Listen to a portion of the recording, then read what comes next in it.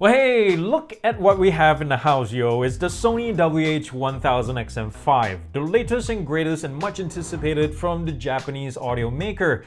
And I'm gonna be unboxing this like literally right now. It's not even open yet. It still has that fresh box smell, for crying out loud.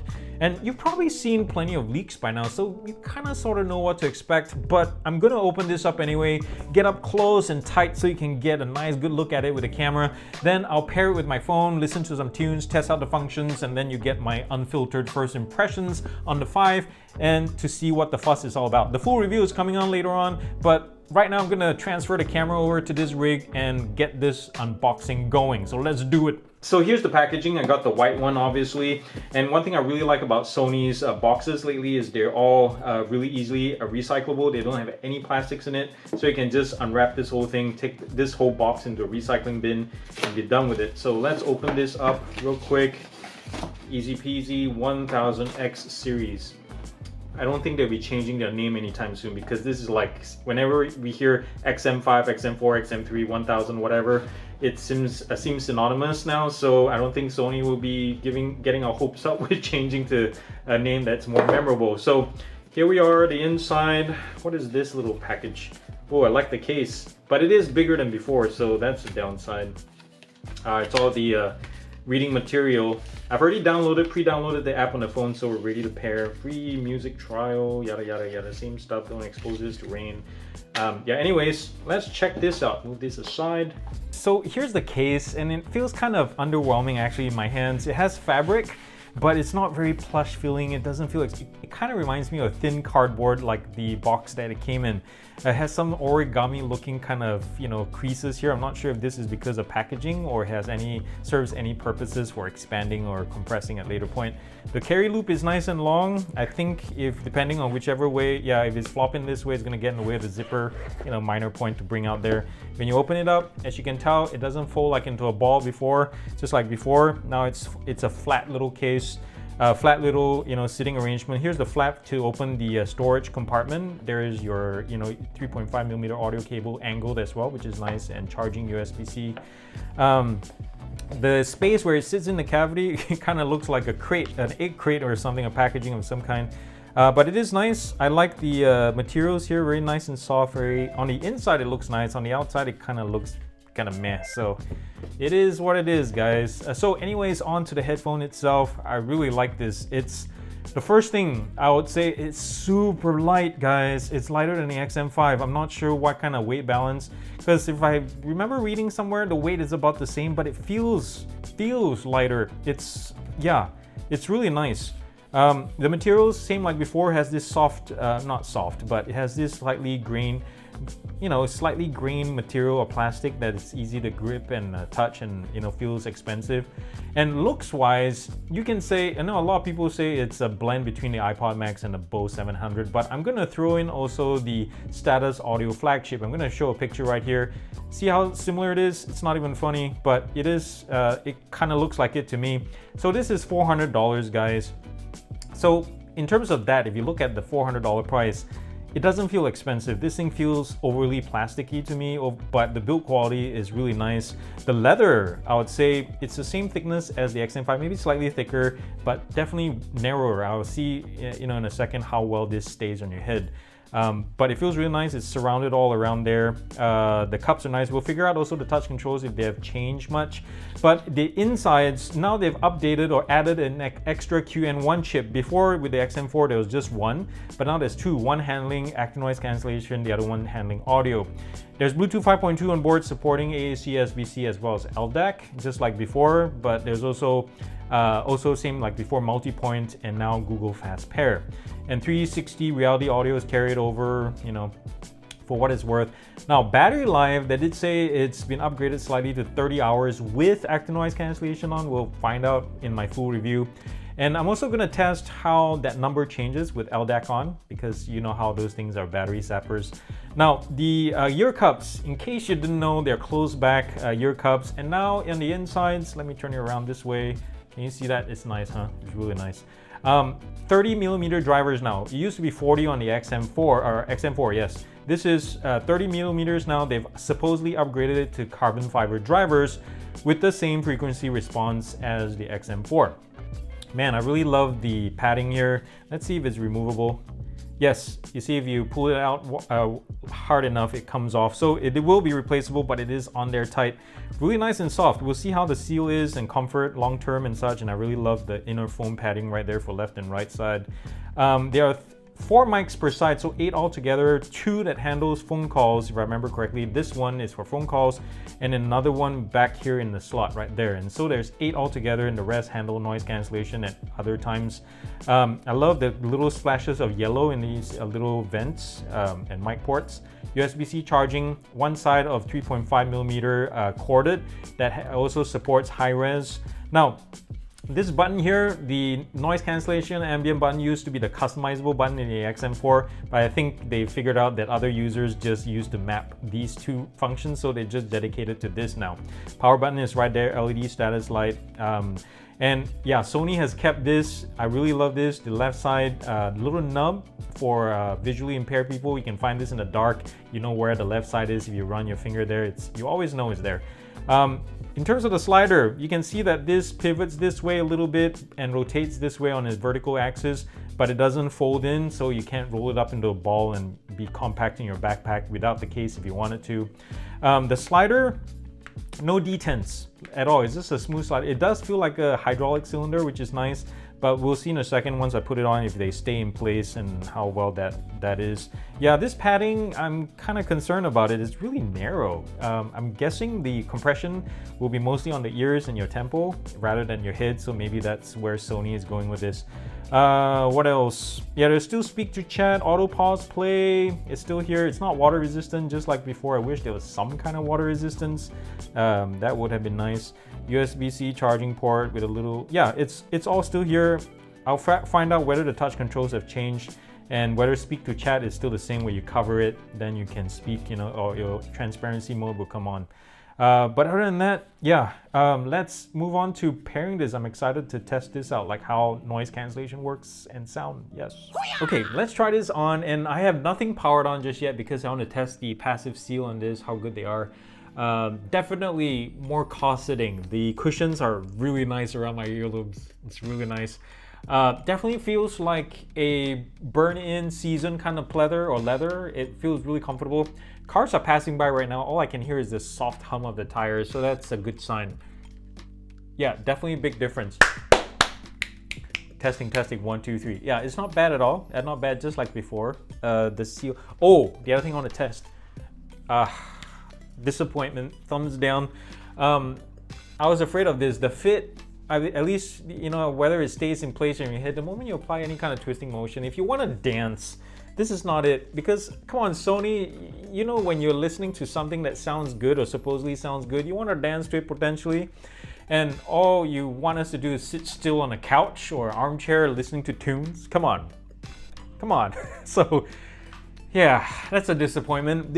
It's comfortable, that's for sure. If you're sitting still, it's so nice. The weight distribution of these around your skull. I can wear these for hours on end, but I will try to figure out later on in my full review whether these cause your ears to sweat, how long that lasts. Because right now as the heat is coming on with summer coming up, these don't breathe as much because they're closed. I wonder how long I can wear these while, you know, listening to tunes. So that's kind of something I'm curious about. Let's power these on and see what we can do there. Ooh, the power-up sequence. There is a some kind of Japanese guitar piano thing, whatever it is, and then it says pairing. It's cool. I'm sorry if I don't know the actual name of the instruments because I've never studied Japanese music history, but. Anyways, as I mentioned earlier, I pre-downloaded the Sony app, and we'll see how quickly this happens. So far, I've not seen Google Fast Pair pop up. This is not indicative to Sony. This is not Sony's fault. I mentioned this before. This is Google's side. It happens on everything I've tested. You can like pair it up when you turn it on for the first time. Usually they pop up, but in some cases they just take it as a delay, and you just have to go into the Bluetooth menu. In this case, it hasn't popped up yet.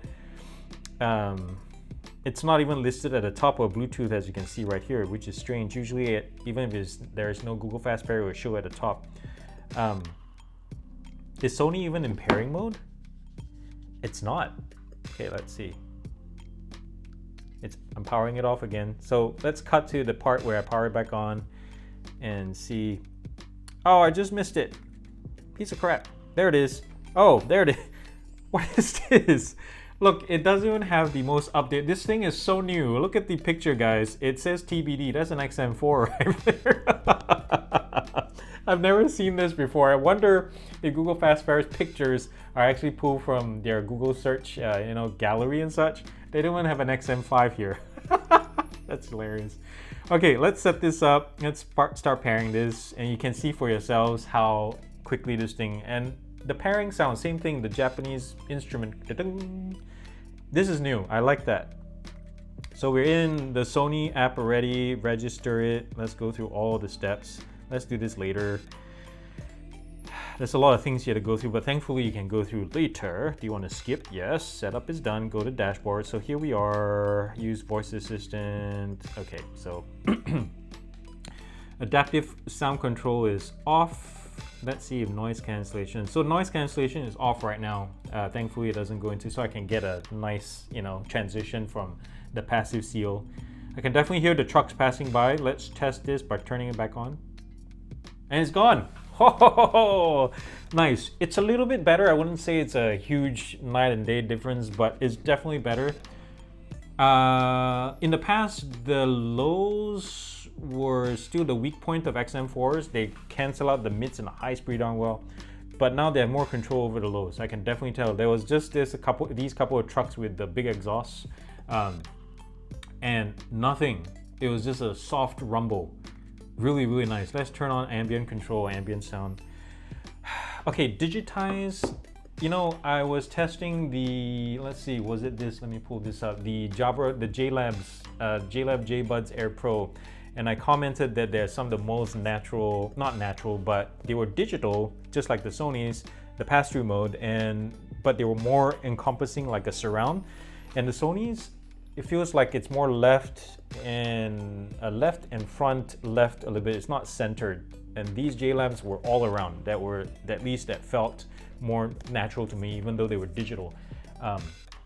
Sony's, still have work to do on the ambient sound. So we're still early. We just launched, so maybe it'll drop here this, and maybe there's already a fix in the works. So that's something. And this is at maximum level. Let me drop this a little bit. Yeah, it's a lot better when you drop it halfway. Let's see what it does with focus on voice. Now, if I turn on focus on voice, it is a more, it drowns out all the other background noises and focus on my voice, obviously. So that works. Turning it off again. Let's turn it back on, noise cancellation. Oh, that's so good, guys. So you're in for a treat. If this is your first pair of noise cancelling headphones, this is gonna blow your head off. Hopefully not literally. But if this is your upgraded pair, or if you're coming from another model, there is some justification, I would say, that it's worth maybe getting it. I mean, if you own a pretty new XM4 or one of those newer models, probably not. It's not that huge of a jump, just if you're coming in from noise cancellation alone. 5-band EQ. Again, we have the analyze your ear shape and then Bluetooth connection. So this is where you can prioritize right now it's set to LDAC. So if you change it to stable connection, then it goes to AAC or SBC choice. So I'm going to cancel out that, but that's what it is. And just like any other Sony or high-end Sony in the past, the amount or number of customization options that you can have is crazy. What is off by default is multi-point. You notice that I have to connect, and this is a first. I have to reboot it just for multi-point. This is a first. Never experienced that before. This probably has something to do with the QN1 chip. So let's turn that off. Connected. Now, I am very curious about music. So let me see, let me double check this. We have, where is sound? One thing about the Sony's menu system is it's not very intuitive. It's all just a lot of text. So confirm too, the noise cancellation ambient button that used to be customizable is now the only thing you can do is turn it on and off, or one or the other. Otherwise it's just a cycle button. That's about it. Oh, boo. Now, where is the touch controls? Oh, there is some customization for the noise cancellation Ambient button after all. You have to triple tap it to launch certain functions. Now where is, you see, this is the pain in the butt of trying to find things. Okay, here it is, Bluetooth qualities, prioritize sound quality. So we are in LDAC still, sorry about that delay. I'm probably gonna cut to that at some point.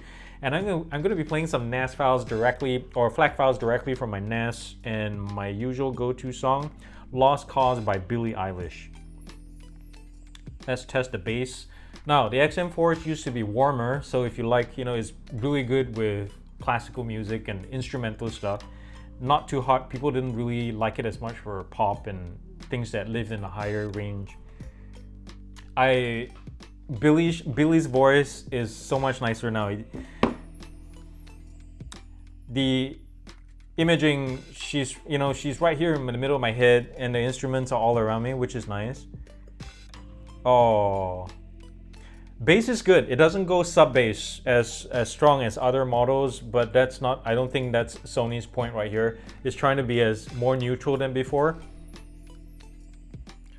Oh, I really like this. I really like this. Let's crank this up. And this is only at 45% volume. Oh my goodness. I'm at 75. Woo. Okay, so I had to turn it off. I didn't need Billie constantly talking in my ears, sweet words and tunes. But the sound quality in the mids and highs, these things are nice. It's very controlled. I like it. There is a slight, it doesn't want to go too high in higher volumes. It still doesn't want to play in the higher frequencies. But what it has done compared to the XM4s, if I remember correctly, is the sound is more neutral now. It's less warm than before, but it still has the warmth to it, the timbre and the inviting kind of sound that keeps you wanting to keep these on. Because if you want to listen to technical, yes, there are headphones that do that, but they cause fatigue. And these things, I can listen to them just from listening to this song alone. Let me move on to another one real quick and test that one out. Let's do Luther Vandross. Never too much. Ow. Bow, bow, bow, bow. I want to crank this up a little bit more. Again, it's at 50% only. Oh, Luther.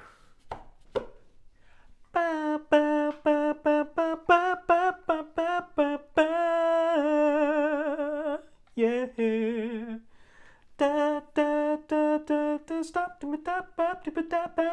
Oh, I love this. This is so good, guys. Yeah, so first impressions, sound-wise, I love these. These are more, definitely better than the the XM4s.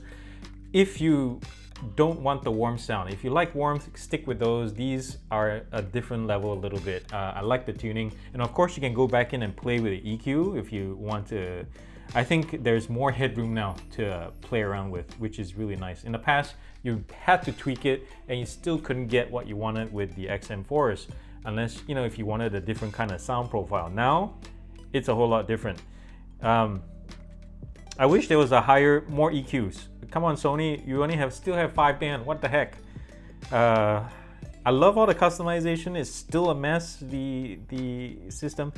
Let's see touch controls. I want to go back and start playing again. Let's do music and then go down a little bit.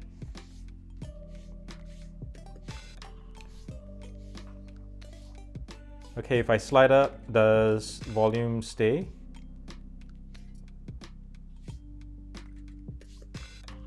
Okay, sliding up, volume up, obviously, and speak to chat works. Like if I cover it up. Now the touch controls. So if I slide up for volume up or down and hold, it does it just keeps the volume going down, so you don't have to constantly swipe like a crazy person. So what does the left side do?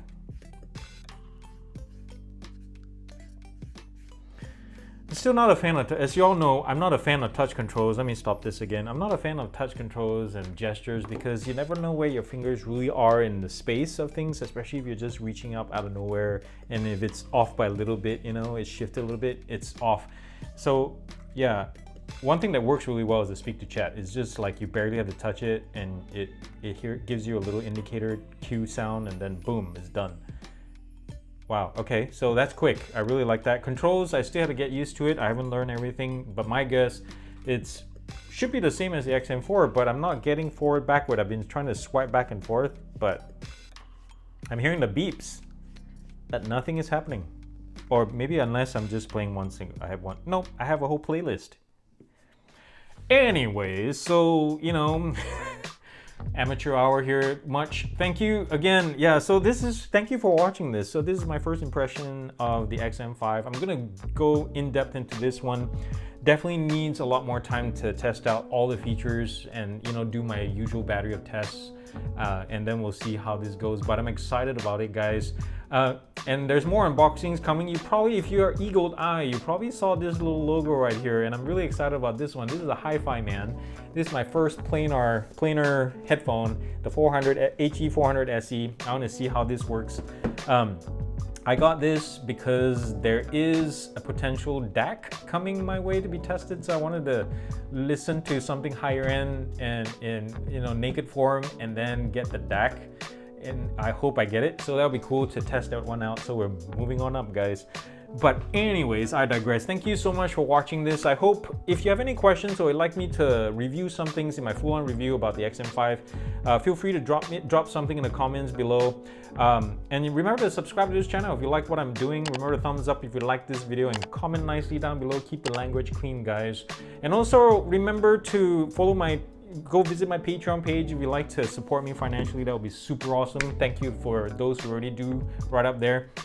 And remember, guys, to do something loving and kind for somebody in this world, because guess what? The world needs it more than ever, and it starts with you. I love you all very much. Thank you again for watching this, and God bless.